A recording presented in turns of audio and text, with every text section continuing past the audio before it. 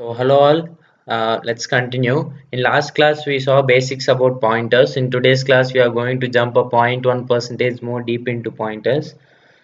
To kick off with, we are going to see what all arithmetic operations that can be performed in pointers.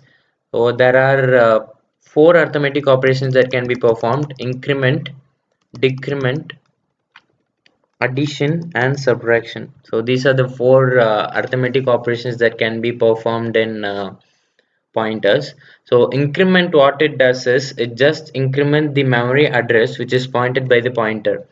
So for understanding it more clearly, we will write a simple snippet. We will have an integer array named a. This is also a valid way of defining an array. So we are having an integer array having four elements 1 2 3 4, and we are going to have a integer pointer, of course, to point an integer array, and we initialize it with null. Okay, now we are making the pointer p the pointer of array a. So this line makes the pointer p to point to the base address of the array, which is the address of 1. So whenever you initialize a pointer to an array, it points to the base address of the array, that is the first element, address of the first element. Okay, so now you are going to print the address and value of all the four elements using for loop and with using pointers. So for printing the elements, we are using %d and $p. $p will give you the value which is present in the memory address which is present in p. Okay, p will have the memory address and $p will give you the value which is present in that memory address. Okay, so next we are going to print the address. So address %x is used to print the address in hexadecimal format. So p will give you the address. After the first iteration, we are in need of printing the second value. So now we increment p. By doing so, we'll print all the integers 1, 2, 3 and 4 which is present in the array and with their corresponding address. We already know that p plus plus is equal to p plus 1, so both are same. So by this I hope you understood both increment and addition. So next we'll see decrement and subtraction. We'll have the same example.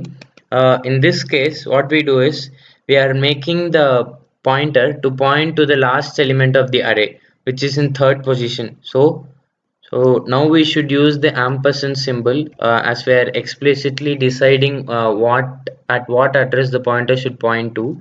So we are going to point at the third location of the array A. So in our for loop we are going to change it like we want to print the array in reverse order with their addresses. Starting with 4, we'll go till it's greater than 0 and we'll decrement it at each step. We'll have these same lines. In the third line we are going to decrement p. So this will print us the array in reverse order along with its address. So that's it about arithmetics. Next we can also have array of pointers, like we can have an integer array, say a, that is having elements 1 comma 2 comma 3 comma 4. We can also have an pointer array which can store the addresses of each element of the array, like this. So here the size of the array is 4, so I'm having the size of the pointer as 4. We can also have a pointer array like this. So pointers can also be used in functions. To pass a pointer, we already saw the call by reference method. That's the way to pass pointers to a function. And to return a pointer, you just type these lines. So you just return, my pointer name is p, so we'll just return p. So that will return the pointer. So I forgot in arrays lesson that we didn't saw how to pass and return arrays to functions or form functions. Let's see the example. We'll have this example. We'll have an array a. So to pass to the sort function, we just specify its name. So while calling, it's just enough to specify the name of the array. While receiving, the syntax changes somewhat like this. So this specifies that you are going to receive an array. So this is how you pass an array. You cannot return an array as a whole from a function. Instead, you use pointers. Okay, I hope you understood it. Next, we can also have a double pointer, like single pointer. A double pointer means a pointer, simply as we all know, has a points to a memory address. Okay, a double pointer, what it does is pointer, this pointer has the address of another pointer which actually has the memory address. Okay, it's somewhat like this: pointer which has the address of other pointer which has the actual memory address that's needed. Okay, this is how a double pointer works. So for declaring a double pointer, use a double asterisk symbol like this. So this is how you declare a double pointer.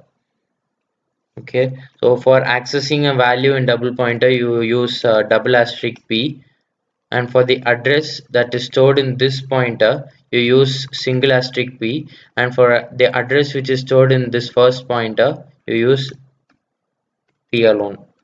Okay, till this, that's it about pointers. I hope you understood everything that we saw about pointers. If you have any queries or questions, please do mention them in the comments section. Please do subscribe to our channel. It will be more helpful to us, and please do continue watching our videos. Thank you.